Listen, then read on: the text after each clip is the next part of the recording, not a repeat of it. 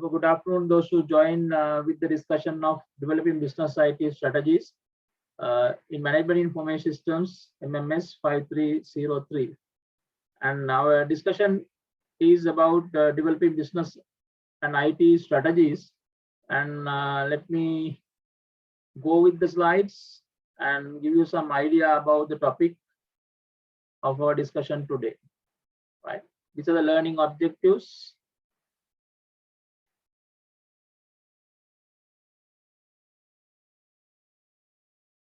At the end of the session, students should be able to discuss the role of planning in business use of information technology, using scenario approach and planning for competitive advantage as examples. Our main discussion go into the identification of how we can use information technology or information systems strategically, aligning with business plans in an organization. So we're going to discuss about planning a bit, right? You know that since you are working in organization, there are a lot of planning happening every day, and we know that all the plans might not happen as it planned, even though you plan it, but there might be some sort of a relief if you plan rather than not planning anything and just facing it in the situation. We experience in that here also in the country. And discuss the role of planning and business models. So we're going to discuss what is the business plan and role of planning and business models in developing business or IT strategies. Our discussions is going to the information technology and business strategies and how these two align together in business organizations. And we're going to discuss about architecture that we're going to plan our information technology architectures of the organization and how different applications should join with the business planning of an organization, right? And lastly, we're going to identify several change management solutions for end user resistance to implementation of new IT-based business strategies and applications. Right? This is one of the important things because implementation or information system implementation, or some people call it as a deployment of information system, is very much discussed topic throughout the previous literature related to the information systems. Because why? Even though we develop information systems inside a laboratory or computer lab, we have to put that into practice in a moment of time. Once you are putting that into the practice, we have to have a lot of planning, and it will be a very challenging process. Because why? Every time implementation is most difficult thing for an organization, right?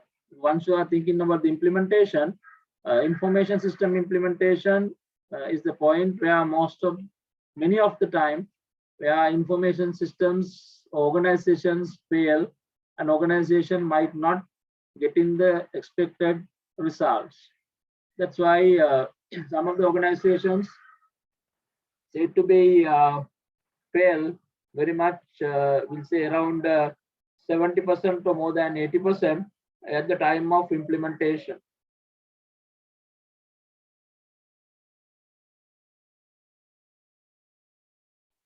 Right, and therefore these are our three main important objectives in our discussion. We'll see while we are going through the discussion what to have as you experience in your organization and what you can take from the point in the theory here, which you can combine and create a kind of a knowledge for you to use in the future while you are working in organizations, right? So these 3 points we discussed step by step discussions. We'll start the discussion with the concept of planning, right? And I believe that almost all of you are working in organizations are aware about the planning and know things related to the planning, right? So this is the example of planning fundamentals. All of you working with organizations know that it's not easy to implement information technology, and how information technology or information systems in organizations are always problematic. That's why here it says that information technology has created a schematic shift in the way companies do business.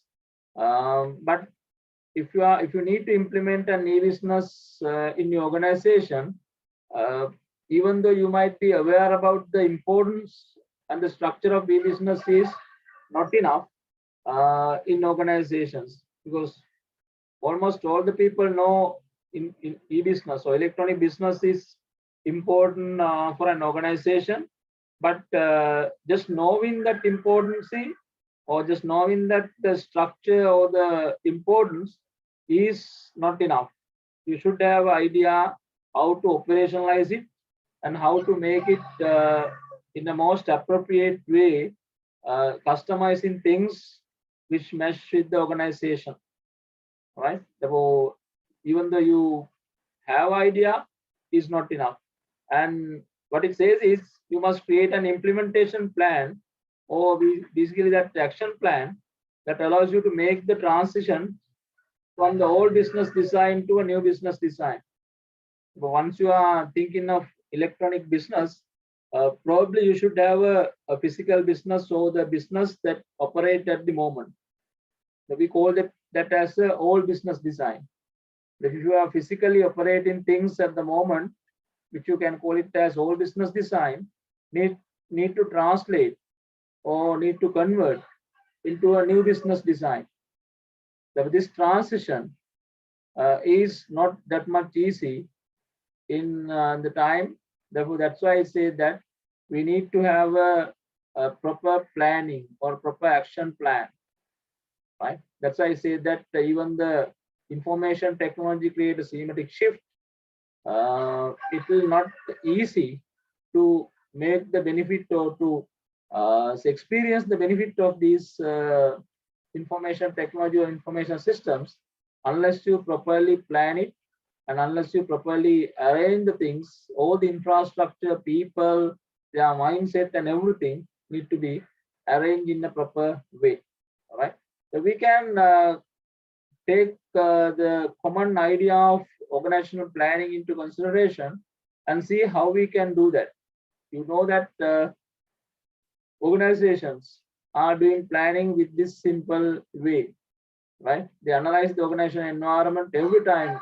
Even you plan in your organizations, you analyze the organizational environment, right?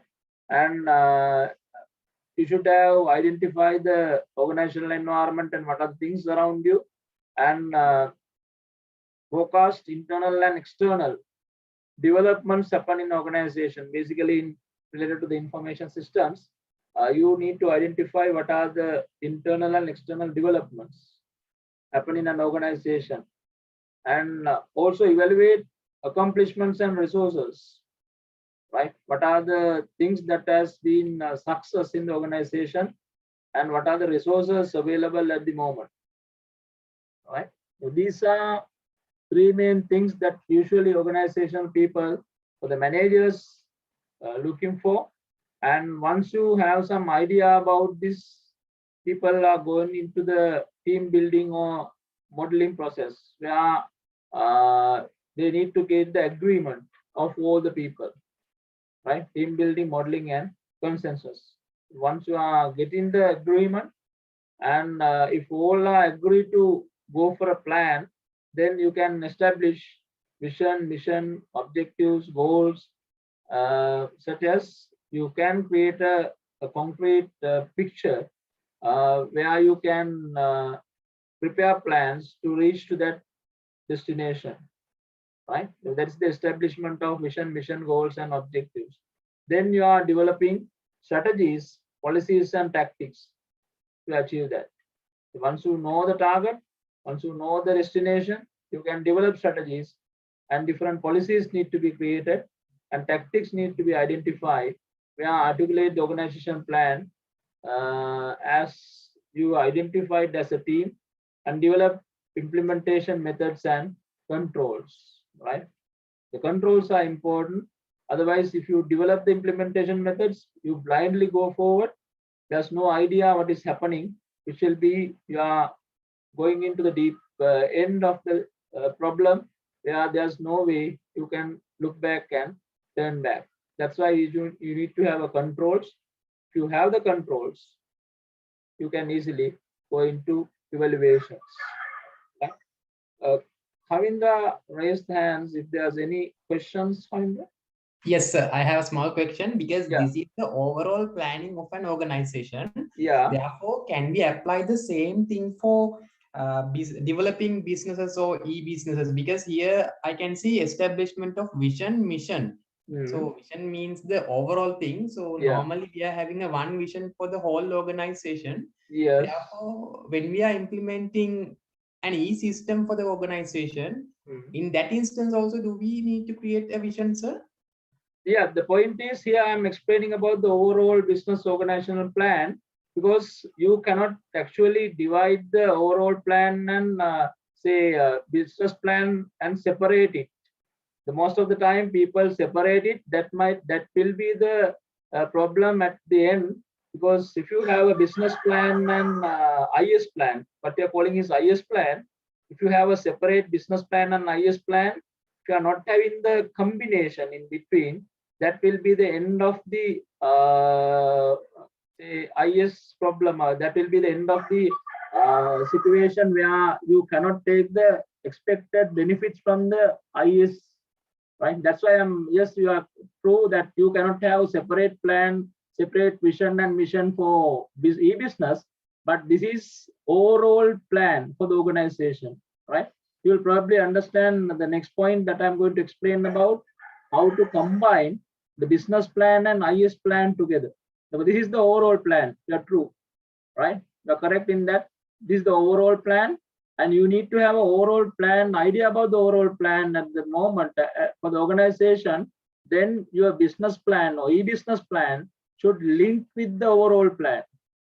That's why here the team building and consciousness or establishing vision mission is thinking about the whole organizational plan.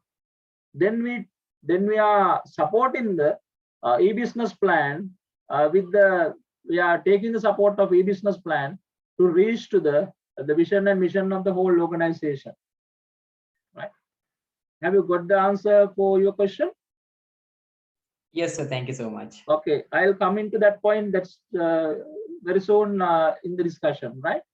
And this is the plan. As Kavinda says that this is the plan, and I believe that you have learned this in the first semester, in the first year also. But my point is not to talk about this vision and mission, but to give you some idea about how to reach to the information system plan and link the information system plan with the overall business organization plan. In the planning, you should have an idea about the strategic planning and different levels of planning. The strategic planning is the most important thing that organizational people do, as you also doing and joining your ideas. It deals with the development of organization mission, goals, and strategies and policies. The topmost level, top people are thinking about this shared vision, right? The beginning with the development shared vision using techniques like team building and a lot of the identification of the point that they need to reach. So at that point, most of the time, the visioning questions are being asked. What are the visioning questions usually we discuss in organization are these, right? If you think of e-business initiative, these might be the possible visioning questions, right? I should have not given, I have not given you this information, but the main points in the slides, therefore you can fill it up. And in the same time, you can have understanding why these visioning questions are there. Possible strategic visioning questions in the strategic level. I'm talking about the topmost people. Understand the customer, right? Who are the customer? So one of the visioning questions. Who are the customer? Who are our customer? We are questioning ourselves. Who is the customer that we are catering, and how customers' priorities are shifting? Because we know that customer priorities are shifting most of the time. It's very unpredictable sometimes, but you need to have some idea about customer priorities and how e-business help reach our target customer segment. We need to identify who are really that we are targeting, and what is that segment, how we reach that segment, and what are their likes and dislikes. We need to have some understanding. The understanding the customer is one of the important thing that we should do at the strategic level, right? And customer value. How can we add value to the business for customers with e-business service? What sort of value that we are adding to the customer? Are these values traditional values where other companies are providing to them, or do we add something different to them, right? How we become the customer's first choice might be something that we need to think at the topmost level, right? With the idea behind the total organizational vision and mission, we need to identify this, because as I told you in the previous explanation even, e-business should not be a separate sort of a planning. E-business should be a planning which is going align or hand by hand with the organizational planning. And the competition, right? Who are our real competitors and why they are doing, what are they doing in e-business? If our competitors also in the e-business, and what they are doing and how they are catering to their customers with the support of e-business, right? What values they are providing to their customers, right? Likewise, we need to have some idea about the external parties of the organization. Those might be a competitor to the organization. And value chain, we're going to discuss about this in more detail later, and how would we design value chain if you were just starting an e-business, right? Value chain is always adding value step by step, then the product or service that you reach to the customer, from the suppliers to the customer, that the organization is an intermediary, then how we are adding values to the product or service that we are catering, that we are providing to the customer, right? So that we need to have that idea about the value chain. What role should we play, right? E-commerce website, B2C portal, B2B marketplace. Likewise, there are different, roles you might have learned in the previous discussions, right? Whether we are going to have create a platform for people to do the business, are we going to be working as a portal, or whether we are whether we are doing a business with another business organization. Likewise, what is the real role that we play? We need to understand. Those things are very much important to question at the top level. If they are not questioning them, they might not have a proper solution, proper idea about what they are doing in e-business. Therefore, before we going to initiate e-business initiatives, the top level people need to have that sort of a planning. We call that as a strategic planning.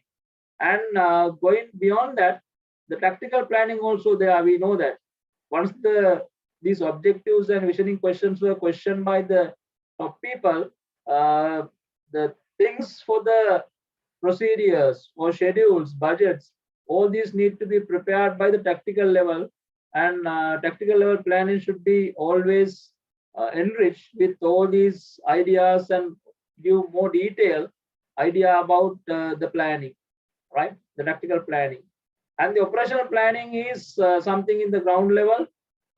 They might be with the ideas given by the tactical level people. The operational planning done with the day-to-day activities for a day, or a week, for a month, right? How they are going to do the activities, what are the operations that we do in the grassroots level, right? Day-to-day activities. All these things are done at the operational level, or the operational level planning. So it's very much clear, I believe, the three levels of planning: strategic level, tactical level, and operational level. So once you already know these type of planning, the point is, how can we make planning easier, more accurate, and more relevant to the dynamic real world businesses, right? We know that all this planning is needed, but how to do it? What are the mechanisms that need to have some idea in our discussions, because our discussions go into the direction where we're going to combine the ideas of business plan and IS plan, right? What do you think? What do you think about this question, and what do you think about the answer to this question? How can we make planning easier? more accurate and more relevant to the dynamic real world businesses? Any suggestions? We can associate with IT and IS. Yes, we can associate with IT and IS. Can we have more explanation on that?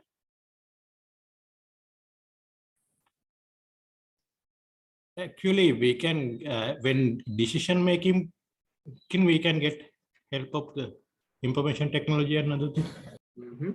Yeah, because decision making is, as you all know, that you have discussed about the rational decision. Rational decision is something that we always take a decision, not blind decisions, but we need to take the decisions by identifying the pros and cons, right? Most of the time we know that the consequence of decision making, if you are not thinking about the con side, we are not thinking about if it is goes wrong, if it is not happen as we expect, what shall we do? Likewise, if you are not thinking about the negative side of the things, if the decision making not success, what is our plan B? Likewise, if you are not thinking about that side, the decision making will always very risky. Therefore, why information technology comes into the discussion in decision making? Information technology have the ability to show the both sides, right? We might have missed the last discussion. I have planned it to show you how to use decision support systems, but probably I'll put the video that you can go through the video and identify that. In there also we mainly discuss how we can use the information technology to identify the pros and cons in any decision. So we are not blind to take decisions. We take decisions by understanding the positive side and the negative side. If it is success, if it is fail, right? So we are using the concept called what if analysis. What if is the question we always ask in decision support. So in planning, we need to have information technology support to make it more clear and to take rational decisions rather than taking blind decisions. They need to take rational decisions, right? With the argument, we take decisions, and that decisions will be most of the time success. And if it is fail, even we have another alternative path to go, right? So here the question asks, how can we make planning easier, more accurate, and more relevant to the dynamic real world businesses?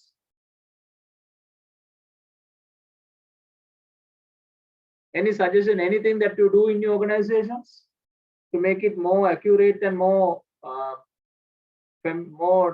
say closer to the real world businesses, business related things? So we can gather informations as much as possible. Therefore, by adding these technologies to our systems, we can get more and more informations. Yeah, yes, in a way. Yeah, if we have the information, most of the time the problem is lack of information. It's not only the technology, as we always say, that don't be in the position that technology is a magic. Technology is something, we work it as a tool. Every time if we have the information which is around us, then we are in a comfortable position to use proper technology. That is our main theme in our discussion today. Even to give you idea, technology is not a magic. Technology is not a just something that we can put that and make it everything correct. But technology will always work as a tool where once we understand the situation, we should be able to use appropriate technology in the proper position, right? That's true that we need to have some information, and we need to gather, and we need to create a environment where we can have all the information to take decisions. And then you know that if we are aware about the environment, if we have the information, we know what appropriate technology to use for a given situation. So one of the mechanisms that here I'm asking about the any mechanisms, any methods. One of the methods that people use is this, right? We call it as the scenario approach. Have you heard of this term? Scenarios. Oh, have you heard about the term as micro world or virtual world discussions? Exercises have you used in your organizations about this sort of a situation? You probably might use a different term, but once I explain this, you should have it should come into your mind that most of the time, if you are gathering to provide to, it's like a workshop, or it's like you can you are going to have a major change in your organization.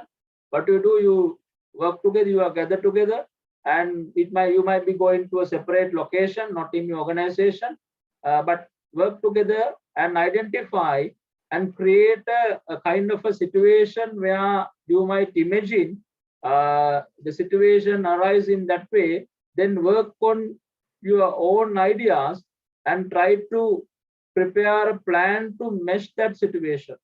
We call that as a scenario approach, right? This is a technical term that we are using. Sometimes you might have used this term, or sometimes you might not. But just to understand, it's a kind of a mechanism, right? It's a planning methodology, right? It's we usually call it as a realistic kind of a planning methodology, because why? You come into a situation where if it happened in that way, right? So you are thinking about a situation, assume that this sort of a pandemic we might be facing. If you are foreseeing this sort of a situation 5 years back, you might come into a situation, you might be creating imaginary environment. It's like a virtual world or a micro world. You presume that we're going to face this sort of a pandemic another 5 years time ahead. Then what shall we do? How our organization should work? What should be our plan? How should we reach to our customers? If all the physical interactions are not possible, how should we face that situation? If such situation is imaginary, if you imagine that sort of a situation, if you prepare your plan to that sort of a situation 5 years back, once you are really facing the problem, you might be get easier because you have planned to that, you have prepared to such situation that we called as a scenario approach. You are creating a scenario, you are imagining creating a scenario. For that scenario, you prepare the plan and you are preparing the solutions, imagining, and you are identifying the problems that might arise at that situation, and you prepare your plans to face that problem. That is the idea behind scenario approach. So business scenarios are created and evaluated in that situation, right?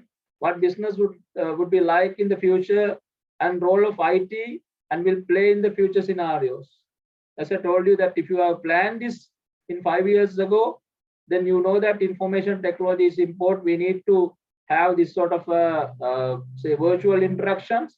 Then your organization might prepare the infrastructure to face such situation, right? And also alternative scenarios are created, right? You are not only having a one plan. There should be always plan B, or this plan C also should be there. Likewise, alternative scenarios could be created, and there are different software even available to do that. I'll show you some of the software. We call it as simulation softwares, and it creates the environment and all the different factors. You change the factors and see how we can make with this.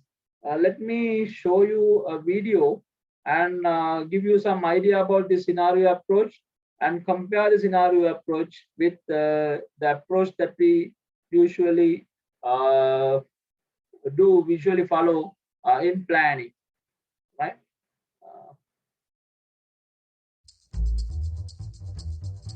Planning is a complicated activity. It requires an organization to make its best estimate of what the future will be. At any point in time, all that planners have to work with is what happened in the past. They face the challenge of translating this knowledge into a useful forecast of the future. For shorter planning horizons, most widely used forecasting methods, such as time series analysis or regression, use the most recent history to project into the future. This is like boxing, where planners assume the current trends and conditions will continue into the foreseeable future. For relatively short periods, like a month, a quarter, or a year or two, it is usually okay to assume that the near future will be similar to the recent past. These traditional methods, however, do not perform as well for longer-term horizons, 10, 20, 30 years out or more. The question is, how should we plan over these long time frames? Using traditional methods over a long planning horizon will only lead to a longer projection of the current conditions and trends. Over a longer period of time, current trends simply will not hold. Step changes and unforeseen events will occur. Natural disasters, political unrest, economic upheavals, technological innovations, any one of these can cause tremendous changes. Traditional forecasting methods are simply not designed to handle these unforeseen step changes. This brings us back to the problem of how to make long-term plans. Obviously, boxing, or extending the current trends, does not make sense for a long-term horizon. For these long-range plans, traditional forecasting techniques are like throwing darts at a board. Fortunately, there is a different approach, called scenario planning. Instead of trying to predict the one future that will occur, it might make sense to consider multiple possible futures all at once. Scenario planning is based on the idea that organizations are better at preparing than they are at predicting. If I tell an organization exactly what the future will be like, they can usually do a great job preparing for it. Scenario planning is a way to prepare for multiple potential futures. This is more like judo. Instead of boxing or projecting forward to a fixed future based on the recent past, planners prepare to respond to any one of several possible futures. They do this by answering the question, what should I be doing today given that this particular future is going to happen? In scenario planning, it is key to keep in mind that each future we choose is just one potential future out of many. We do not seek to predict exactly which future will come to pass because there are an infinite number of potential, possible, and plausible futures out there. Because it is impossible to explore all of them, we must create a handful of plausible alternative futures that together capture the most relevant uncertainties and driving factors. Think of these as describing the potential feasible region for the future. When we look forward from the present, we can't tell in which direction we will end up moving, but by carefully designing potential scenarios, a lot of ground can be covered. In scenario planning, there is no need to predict specific events. It is more important to identify the smaller number of relevant effects that these events can trigger. For example, for a firm that sources material from a specific region of the world, any number of events in that region, an earthquake, a pandemic, economic collapse, or an industrial disaster, will all have the same effect of reducing the flow of product from it. There's no need to predict all of these events when all they do is shape a handful of important effects. In the end, this offers a real benefit for planners. Scenario planning allows them to replace the futile job of predicting future events with the more feasible task of preparing their organizations to face the most relevant effects.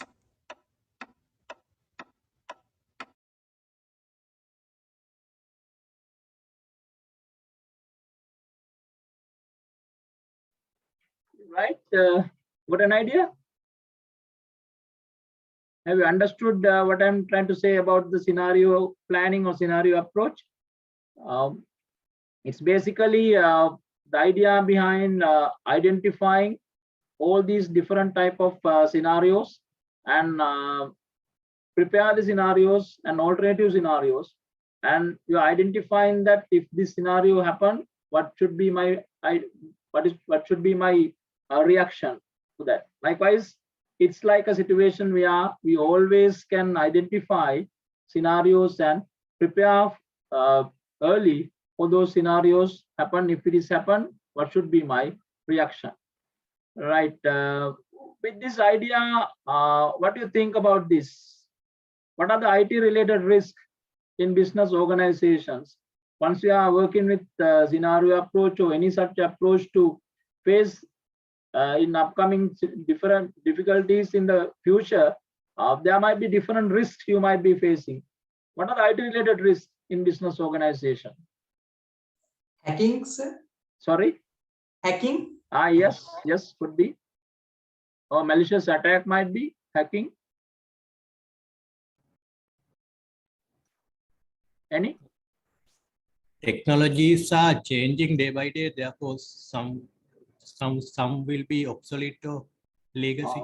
Yes, in a way, because technology changes, so we call it as digitalization is so much speedier, and we are facing, or we are identifying some of the technologies are just booming and some of the technologies are obsoleting, and because of that you might be need to face difficulties or the risk in a way, but more into the risk side.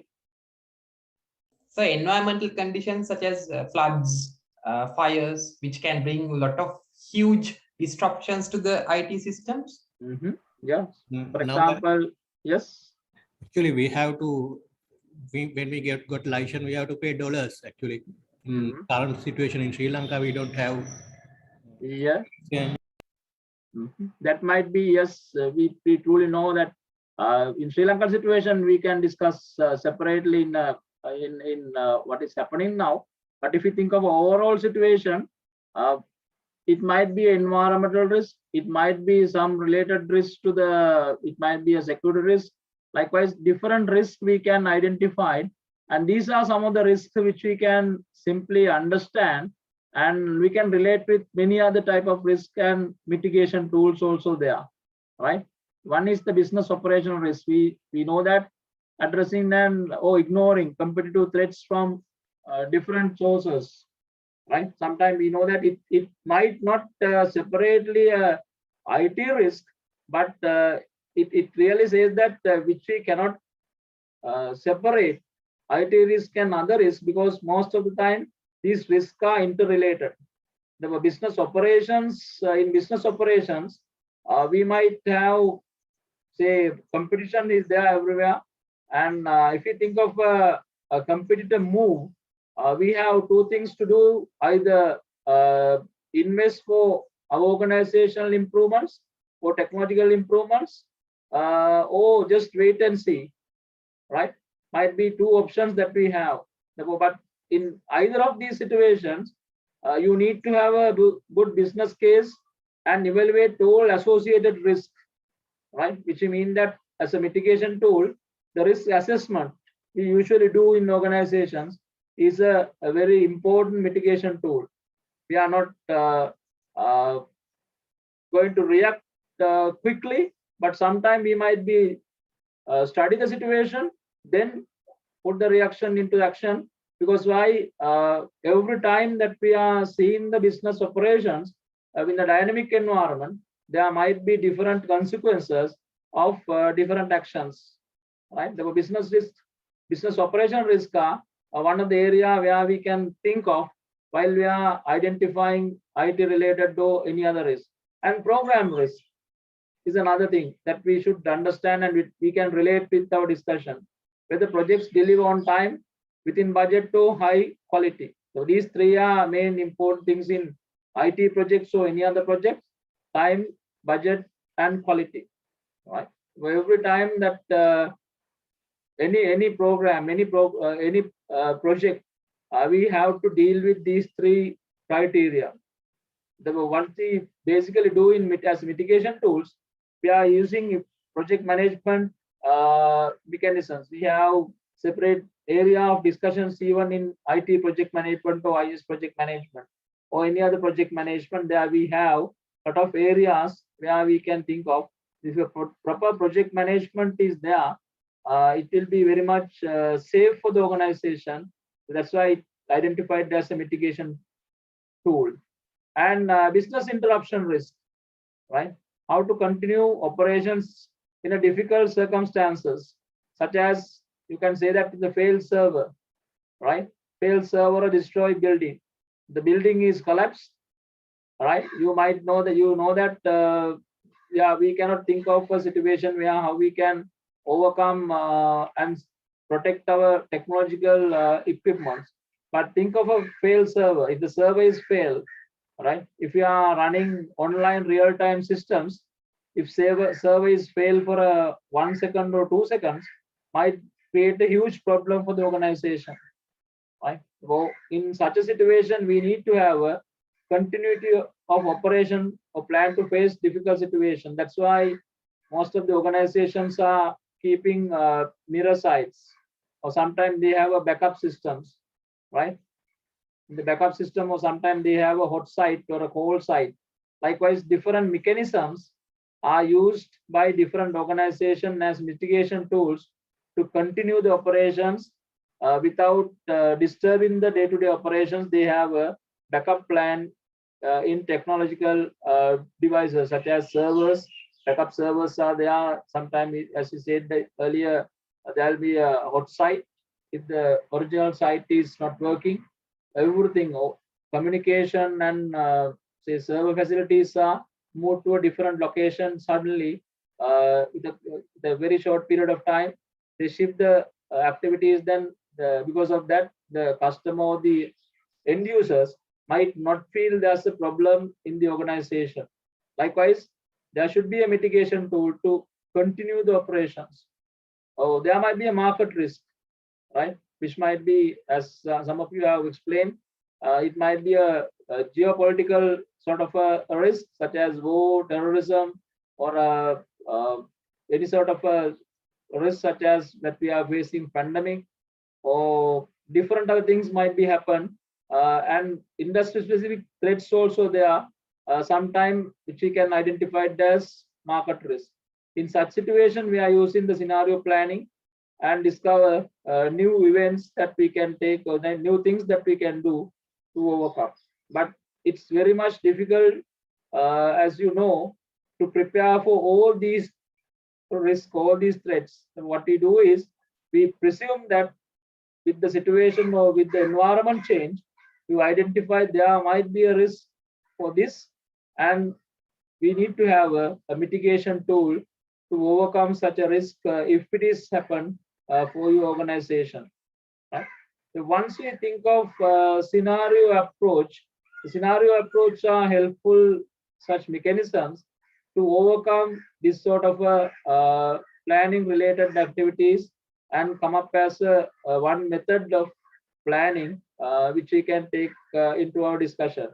There's another method, we call that as planning for competitive advantage.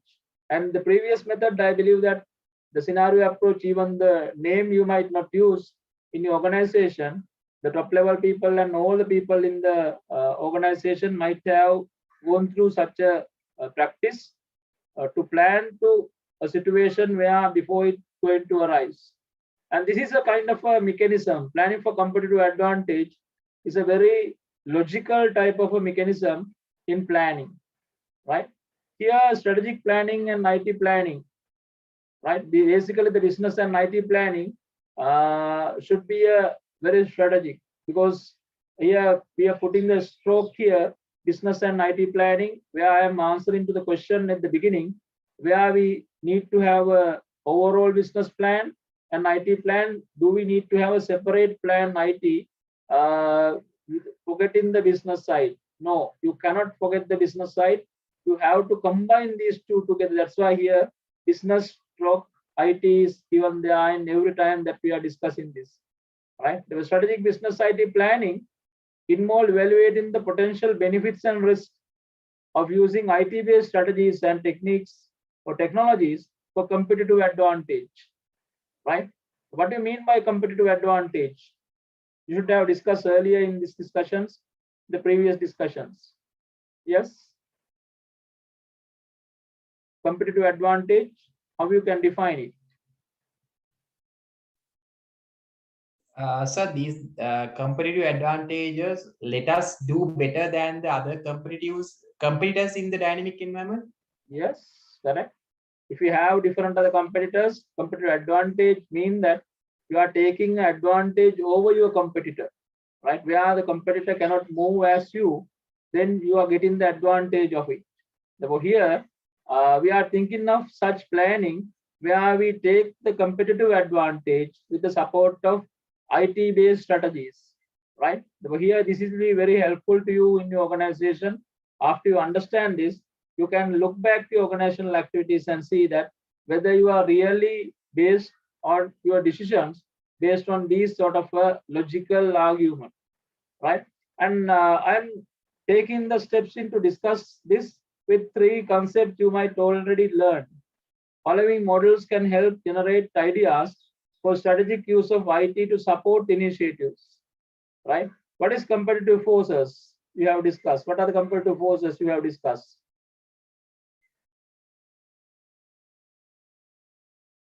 This one, competitive forces. Let me know a few of the competitive forces that you have discussed. The quality, flexibility, like.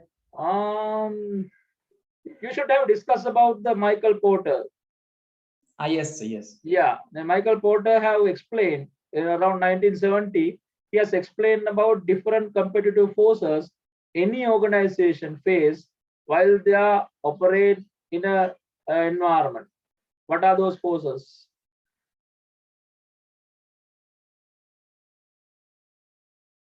He has explained about the 5 forces. If any company wants to be the leader in the given industry, that company need to face those 5 forces. What is the first force that company need to face? If you are thinking The rivalries. Yes, internal rivalry. So if you are thinking of an industry, think of your industry that you are working in at the moment. Think of advertising if you are working in at the moment. You are not the only advertising firm in Sri Lanka or in Colombo. Then there will be a lot of advertising firms around you. So they all are searching for customers. You all are competing for a limited number of customers. Therefore, the internal rivalry is the main force that you have to face in an organization. It will be available not only for advertising firm, any firm, even a small boutique, somewhere in a junction might face. Think of a say small shop in a junction. There might be several different shops, similar shops around that area will be their competitors of that shop, right? Then all the forces that come to that shop from the other similar shops, we call it as internal rivalry, right? Or the traditional competition in other terms. The traditional competition is one of the important force Michael Porter has explained. As you practically understand, that is true. There is a one force that any company has to face. Any other force? What is the other forces? Threat of new entrants. Yes, threat of new entrants. That if you are working in an organization, if you are running an organization, and there will be limited number of customers, if a customer base is not growing day by day, there will be some sort of a growth, but customer base is a specific number of customers are there.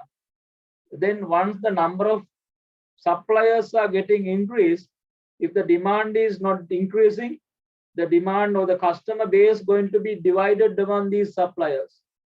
So once you think of new entrants are always a burden for a organization in a given industry. If you are working in a given industry, then if the new entrants are coming continuously, it will be a burden, because why? Your customer base will going to be divided among these suppliers. Therefore, entrance of new market entrance is another force that you have to face, which also explained by Michael Porter. Yes, that's the second force. Any other?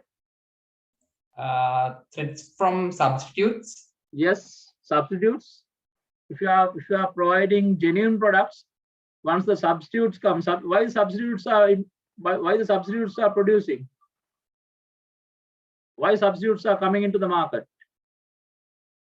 To attract our consumers to them. Yeah, in a way that they might be targeting sometimes price sensitive customers, right? You know that the impact of Chinese phones in compared to the original branded phones, right? You are thinking of Chinese products. There are a lot of Chinese products, fake products, very much similar to the branded products, right? Once we compare the prices, it's very much different prices are there. The lesser prices where we can buy the product, and it's very much hard to identify what is the original and what is the fake, right? The substitutes are similar, that if the market is more sensitive to the price, that people can produce substitutes with a lesser price. Their customer might not get the branded one, but go for a substitutes. If the substitutes and the branded ones are not that much easy to understand and differentiate. Therefore, threats of substitutes are always a difficult thing or a force to handle by an organization, right? If you are producing natural rubber, once the synthetic rubber comes into the market, that people go into the synthetic rubber because it might be cheaper than natural rubber, and all the products in natural rubber is very much high prices, but synthetic rubber products are very much low prices. Then people move into the synthetic rubber.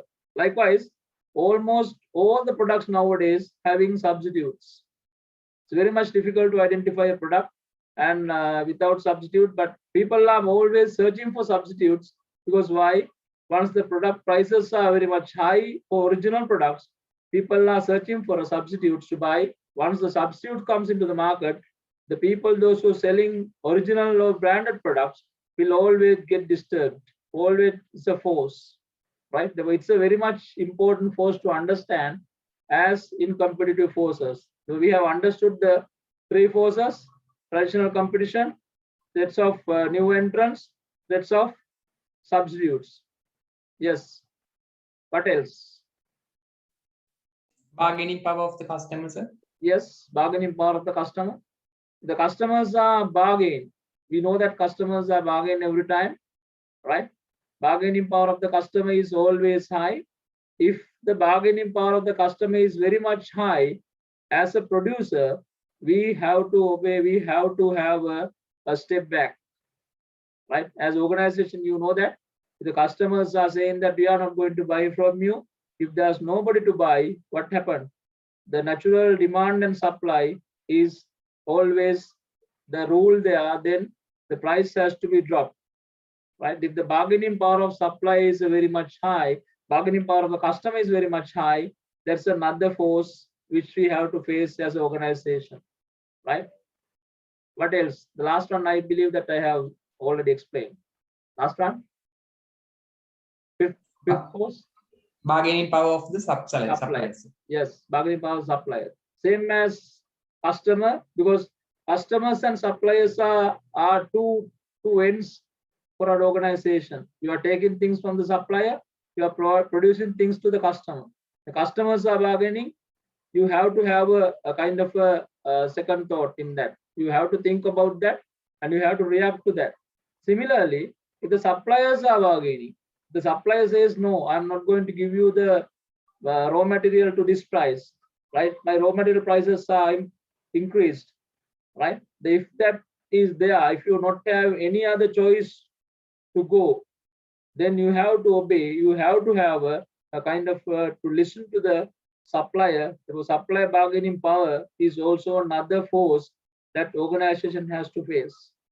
So if you are thinking of these are the 5 forces that we are identifying in organizations, where we identify this as Porter's competitive force model. Here the suppliers and customers are there, but really it's the bargaining power of suppliers and bargaining power of our customers, right? Therefore, once you think of the competitive forces, these 5 forces are really important to understand, because why? This was introduced around 1970, but still this rule is there. This is true for current situation. But there were some things have been changed with the emergence of internet, right? With the emergence of internet, some of these have been changed, but still some of the things are remain as it is, right? What happened to the traditional competition here? What happened to this place with the emergence of internet? Any idea? Competitive traditional competition, whether it's increased or decreased? Increased, sir. Which is increased. Very true. Because why? Once you think of the competition, internet create a platform. We call it as internet create a global marketplace, right? If you log into the internet, you can search anything, you can buy anything from anywhere in the world. There were the firms that operate in a specific boundary or a geographical location. That boundaries were demolished now. There's no boundary in the internet. So with the emergence of the internet, the firm is in huge trouble. Because why? The traditional competition is not limited to a geographical area. It will open up to a global marketplace. Therefore, the firm, the competition or the force that faces by the organization was increased with emergence of the internet, right? Traditional competition was increased. What happened to the new market entrance with the emergence of the internet? Increase. Increased. It also increased. Why? Why it's increased? There are some platforms like eBay and other things they can. Yeah, that's the one thing. And other thing is, think how many times that we Google something once we don't know everything, even a kid, right? If you need to identify something, they Google, right? Mean that new market entrance was limited most of the time, sometime back.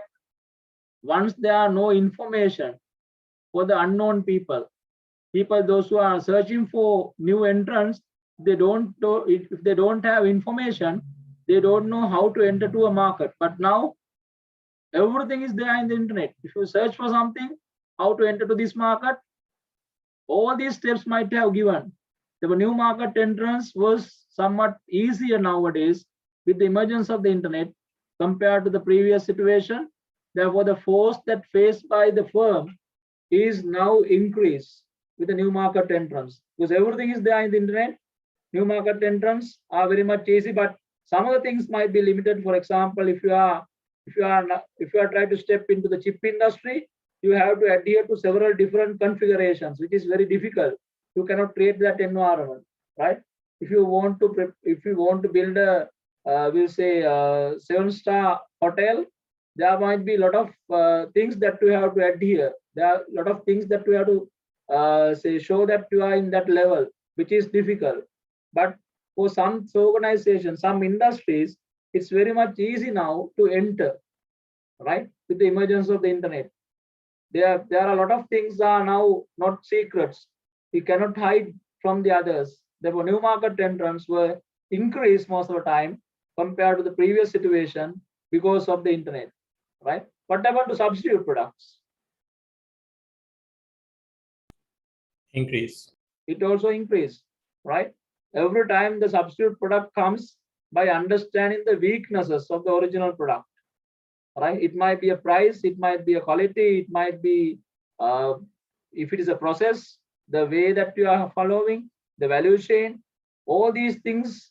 If you can identify flaws in the process, the substitute come to fill that flaws, fill that gaps, right? The substitute products are always coming into the market because of by understanding the flows in the market or the needs in the market. So now identification of needs, identification of flows are very much easy because there's very much difficulty to hide things from the others in the environment that we are living, right? Everything is there. If you think of a Google, if you are log into the Google, if you're online in Google, Google know where are you at the moment. Likewise, everything is there. It's not secret. You can, if somebody really need to get some information, there are enough sources that you can access. The substitute products, the force by the substitute products was increased with the emergence of the internet. What about the customer bargaining power? With the emergence of internet? Increase. It also increased, right? Because customer bargaining power increased, customer know, right? Customer know the cost behind the price now. Do you?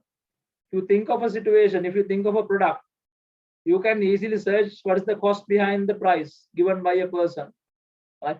How much really this cost for a given product? Even the price is given, you know that what is the real cost for preparing or the developing or the building that product, right? Because that is not a secret anymore. Likewise, the customers have a lot of venues where they can search and find cheapest price, right? Where I can find the cheapest price or the quality, compare the quality. There are there are enough reviews now they are in most of the sites. You can compare and contrast, right? There are sites who are developed to compare and contrast. Likewise, customer bargaining power is increased Because why? With the emergence of the internet, almost everywhere a customer can go within a second by using his mobile phone. Right? The customer bargaining power was increased, and it was a extra pressure to the organization. Right? What happened to the supplier bargaining power? Increase. It increased. Yes, it increased. Can it be decreased also? Yes.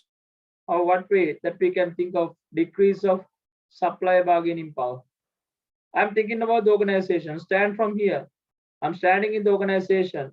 Then I can see supply bargaining power is increasing because supply also similar to a customer.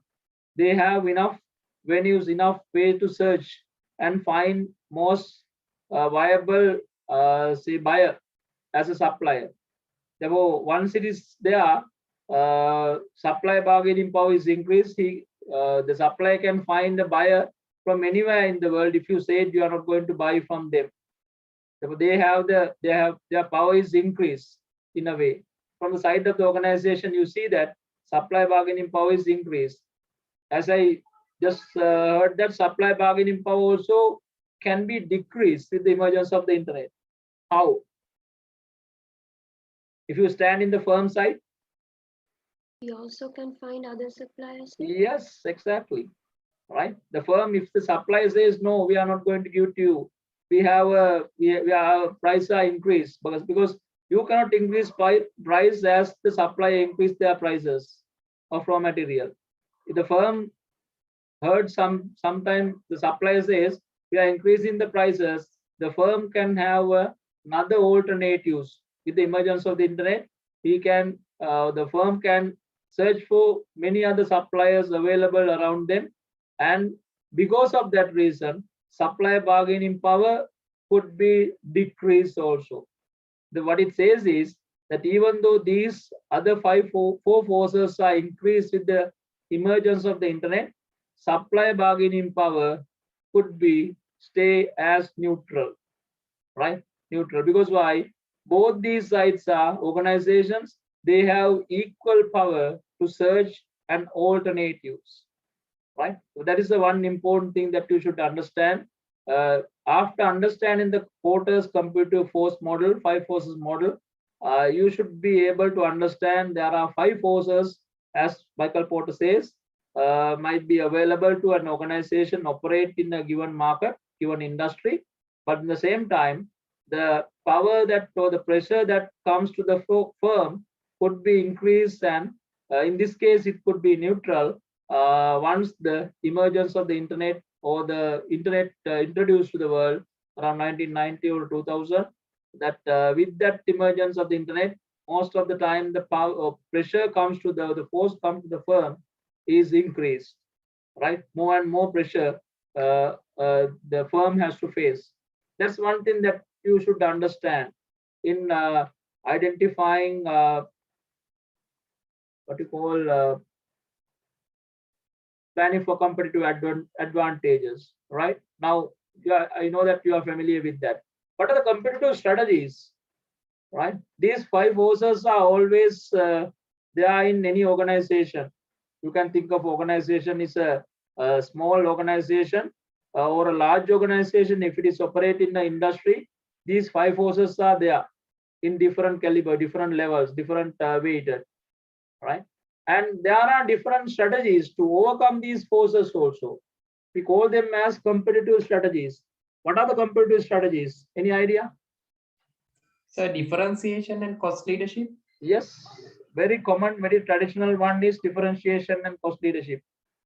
All right, cost leadership is, explain cost leadership for the benefit of others.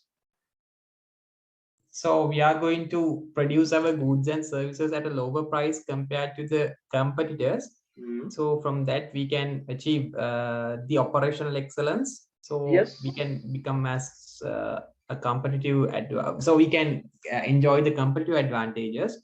But in terms of differentiation, we are going to increase the quality and other product attributes. So we can produce a good compared to the competitors in an excellent way. So we can attract more consumers and we can become a good supplier in the market. Yes, all right. Those are two traditional strategies. We call it as cost leadership, right? Or low cost leadership or a cost leadership. Basically, focus price sensitive customers, right? You might have discussed about the different examples of Walmart, right? The Walmart is a good example. It's a supermarket chain in USA, and in Sri Lanka even supermarkets are using that, saying that we are having the lowest price of a given products. By saying that, what they are doing, they are attracting the price sensitive customers to their market, right? They are attracting the customers. Therefore, if you are saying that our prices are lesser than the prices of our competitors, the people will probably come to there, because why? Most of the customers in Sri Lanka and third world countries are price sensitive. So by taking that advantage, we can have a strategies like low cost leadership as a strategy. And also, as is explained, that differentiation is a different strategy, where differentiation is basically tackle the people, those who love to have difference, right? Those who are different, those who love to have difference, which mean that if they are not caring about the price, but they are caring about the difference, where they can have a unique product or service compared to other competitors, other organizations, right? If you are buying something, it should be unique. If you are wearing some clothes, it should be unique. If somebody is in that mentality, that differentiation is a very much easier mechanism, very much effective strategy to overcome the competitive forces, to overcome the competition, right? So those are two very common type of strategies. Any more?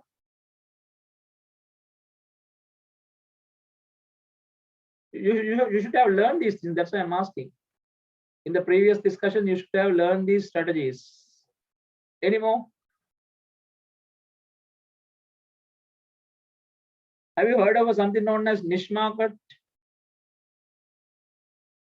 or something like focus differentiation sometime? Yes, sir. Yeah, what is that? When one vendor or supplier focusing the mass consumers, sometimes they may miss the small consumers who are having different values and different requirements. So at that moment, we can focus that small consumer segment and we can reach a competitive advantage.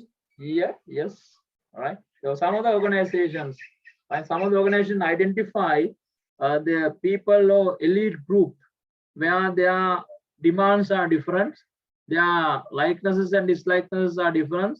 Therefore, once you can identify that sort of a segment in the market, you are not focusing about the mass type of customers. You are focusing only on that segment. That is another mechanism. Then you do everything to satisfy that segment, right? That sort of a mechanism also there. The focus differentiation or niche market is the strategy, is the term that we are using in that situation. But that also such mechanism in working as a strategy to overcome these five forces, right? And without taking much time, I'll show you this and let me know what are these. Are you familiar with this diagram? These are the five forces down below, right? These are the five forces, and these are the competitive strategies. We discussed about the cost leadership, differentiation, innovation, growth, alliance, and other strategies are there. So these should have discussed in your previous discussions once you are discussing about the competitive advantage. Have you? Yes, sir. Right. Then remind back them, because why that is important to understand these information. Therefore, all these, as the diagram suggests, these are the five forces: rivalry of competitors. It's a traditional competition. Threats of new market entrants, threats of substitutes, bargaining power of a customer, bargaining power of a supplier. All these five forces are overcoming by these strategies here. That's why these arrows are going above these lines. That's this diagram says 1,000 words, right? So these are the different strategies people can use. They just cannot say that these five forces are there, therefore we cannot do anything. These forces are overcoming all our strategies. No, you have these strategies, right? Some of the companies might use cost leadership. Some of the companies might use differentiation. For example, Google are very much highly appreciating the differentiation. Every day Google changing their interfaces. Likewise, different organizations having their own strategy. Sometimes some of the organization might use combination of these strategies, right? They might be their main theme might be the innovation, right? Their theme might be the growth, they are expanding, right? There might be integrating, vertically integrate things. There might be some of the companies might be always admire the alliances with some other organizations. Likewise, these are different strategies. These can be used individually as well as a combination, right? So once you think of an organization where the organization is a leader in a given industry, we always say they are the organization which might use these strategies in a maximum possible level, right?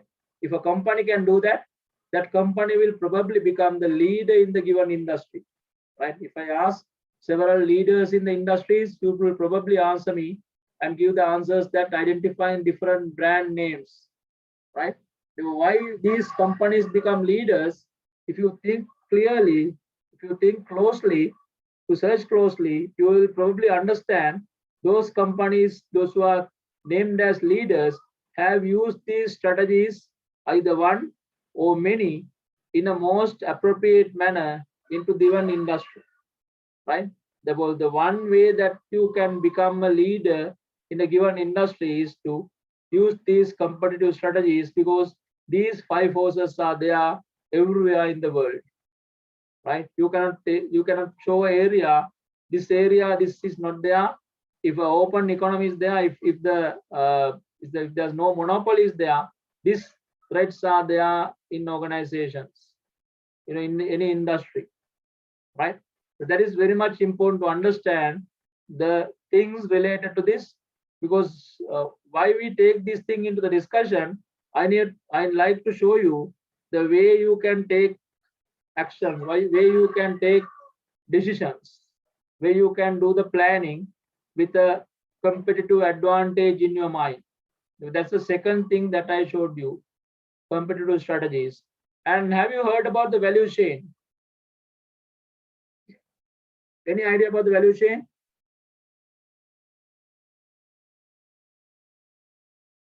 Yes. What is the value chain?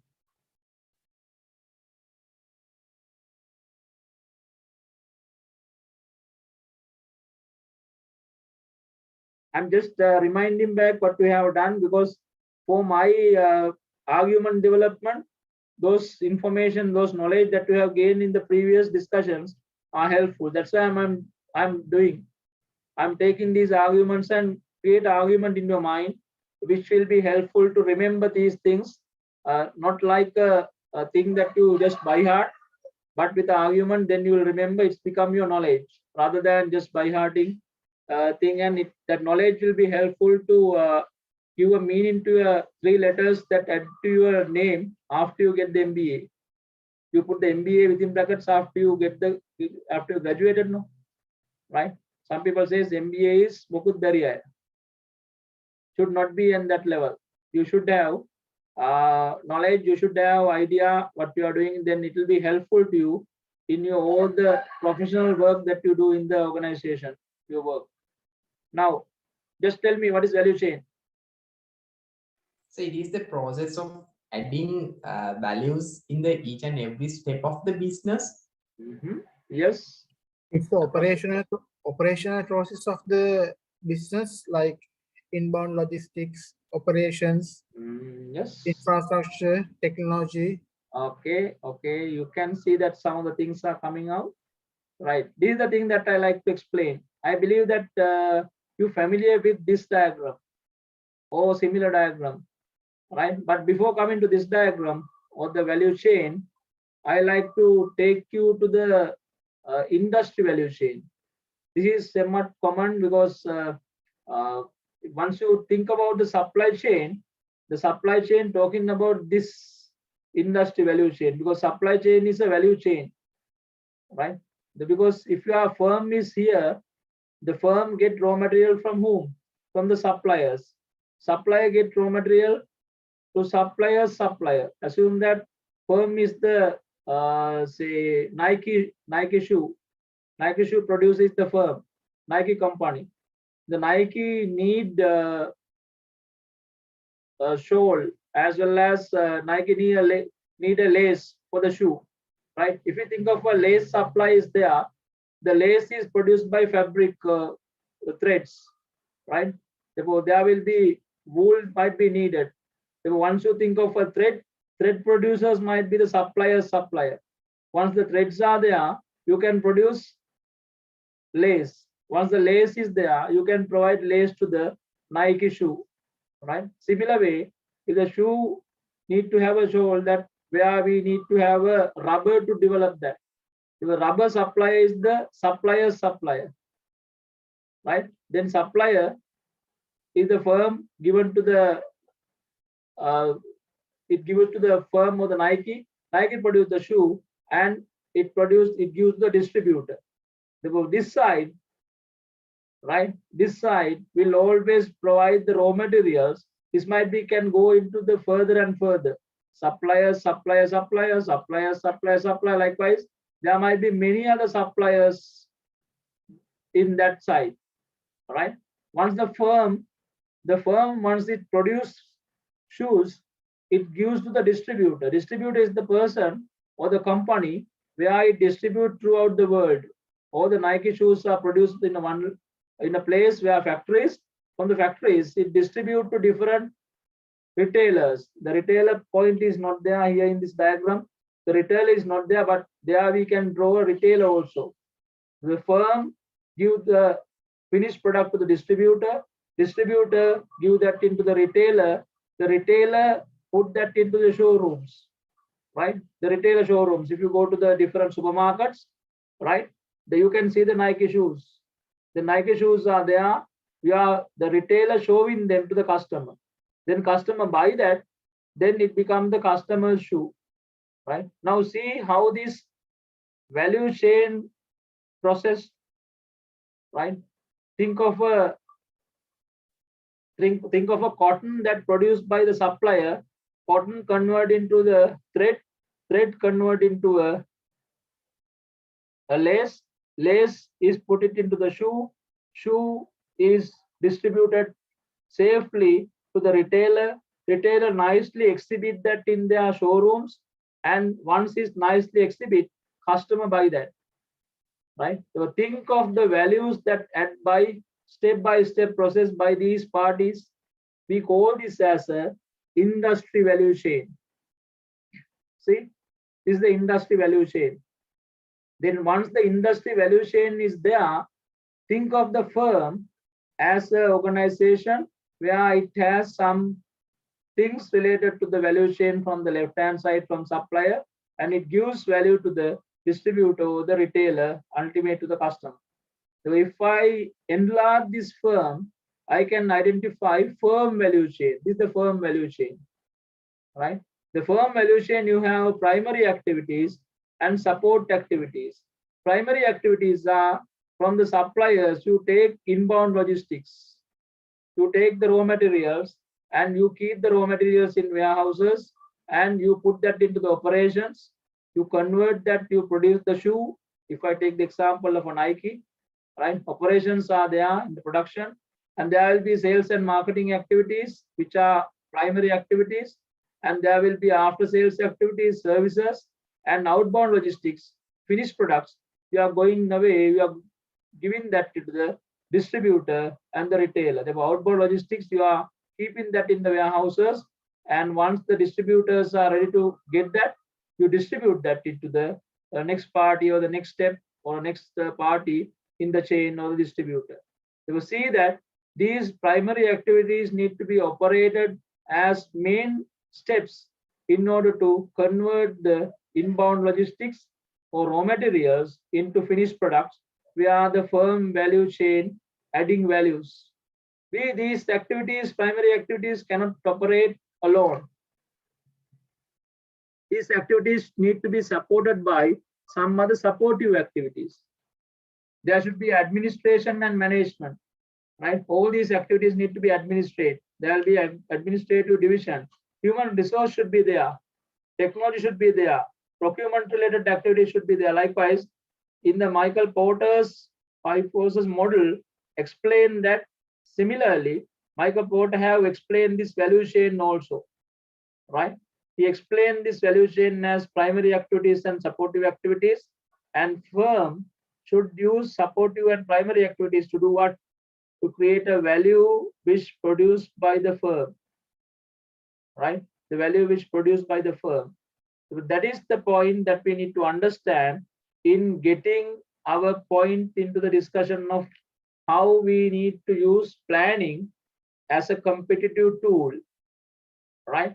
How we can use planning in a competitive manner or as to take competitive advantage can be explained by this value chain with the idea of previous 2 models. Now, anybody can tell me how can we take competitive advantage and how can we plan to take competitive advantage with the support of this diagram? Anybody? How can this diagram can be used to take competitive advantage and plan for competitive advantage? Identify the processes which can improve. Yes, good. Identify the process where which can improve. Any suggestions? Any support to that answer?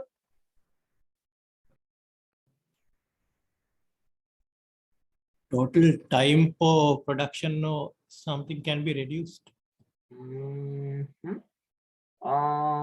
Just explain it just to have some more idea. Or Ramesh, can you explain it? What you try to say? So what I thought, identify the process. For example, if there are non-value added process, we can eliminate those things.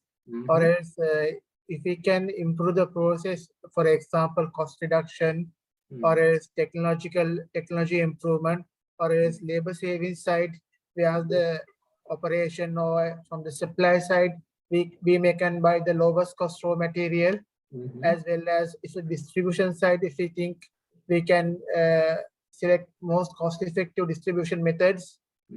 Likewise. Yes, exactly. That's the point that I tried to come with this discussion. This is a good tool, right? And you see that these are some cells.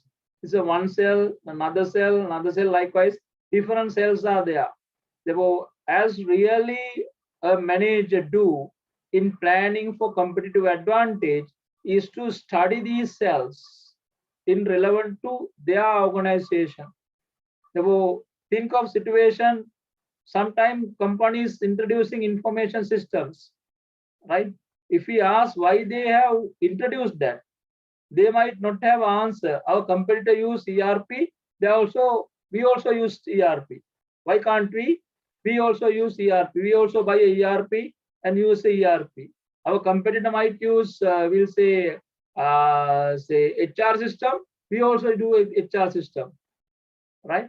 Sometimes this sort of a mentality is there in many organizational people, and most of the time, those who are following this strategy will fail, right?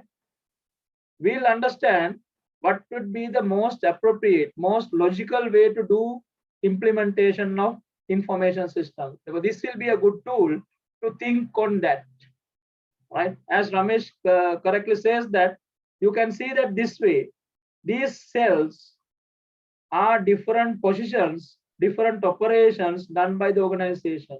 If you closely see what are the bottlenecks these cells having, for example, if you closely see your organization, once you do, you map your organizational activities to these cells and see what is the place where that not support your strategy, right? Your strategy might be a cost leadership. Your strategy might be differentiation. So once you know your strategy, you can see that if your strategy is cost leadership, what is the place where highest cost incur. If that is the place which disturb your strategy, then if the place that highest cost incur in place is inbound logistics, you are spending a lot of money on this, right? This is the place you need to identify it as the bottleneck in your process.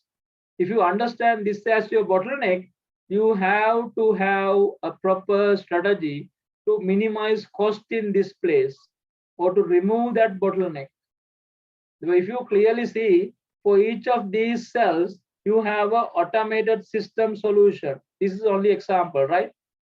Inbound logistics, automated warehousing system is a solution, or something call it as a information system solution or a application.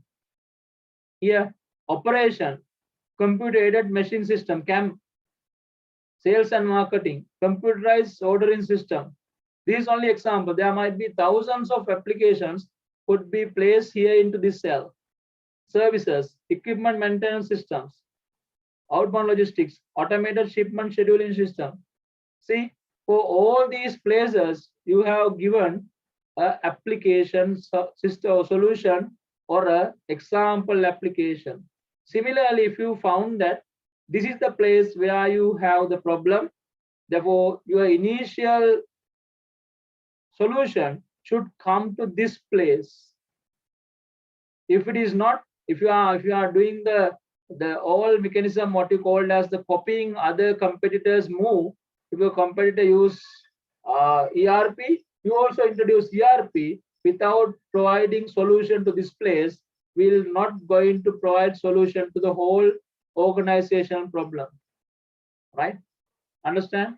That is very much important to understand. If you are clearly investigate the organization and understand the value chain, you could really understand where the bottlenecks are there. Then you can prioritize these places and understand what is the solution you need to overcome that place, overcome that problem in that place. Even your competitor might use ERP, you don't need to go for a ERP at the moment. You might be satisfied by automated warehousing system at the moment, because why? That might be the place where you need to importantly solve the problem, right? You can take the maximum benefit out of that. Sometimes your profit might be increased 2 times or 3 times, even by introducing that solution here, even though you might not go for a ERP as your competitor have done. If you introduce automated warehousing system, your profit might be increased gradually.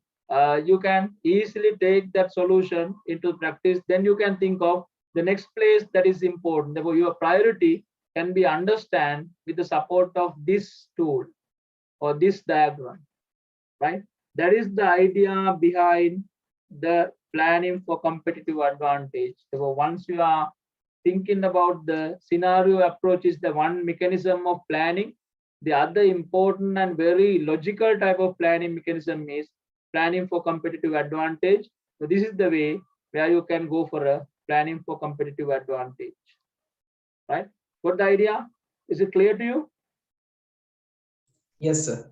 Okay, Yes, that is very logical. You can easily apply for your organization. It's a practical solution in planning, rather than just planning without a blind planning. This will be a very effective and logical type of planning. Shall we take a break and come to the next point, and after the break? And I believe that the next thing that we have to discuss is about